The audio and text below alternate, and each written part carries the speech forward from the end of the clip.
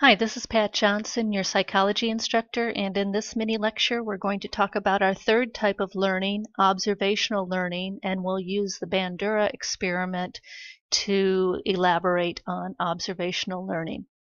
So we've already talked about classical conditioning, the learning of involuntary behaviors.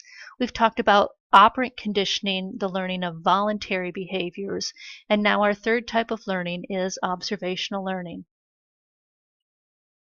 In observational learning, we learn by watching others.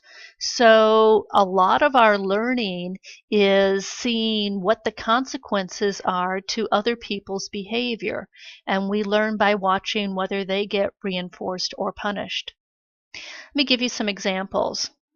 Let's suppose you watch a sibling or a friend play a video game and you see what works and what doesn't work, and you actually store some knowledge that you can use when later on you try the game. That would be observational learning.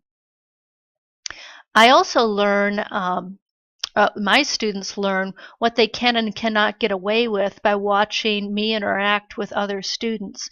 So I'm very careful making sure all my policies on tardiness, on late penalties, on cell phones are exactly the same for every student, because if students see one student get away with some behavior, they will immediately think that they can try that same behavior too, and then the classroom just leads to chaos. So observational learning goes on in the classroom all the time.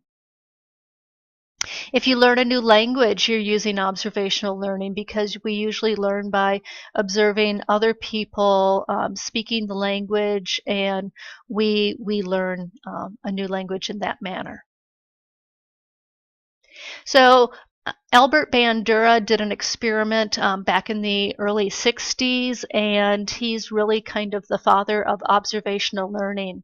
And there are videos out there on his experiment, but here's some still slides that show you what the experiment was.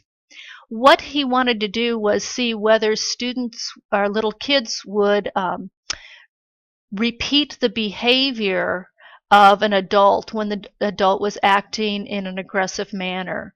So here's a teacher, and the teacher is pummeling and throwing and kicking and punching what is referred to as a bobo doll.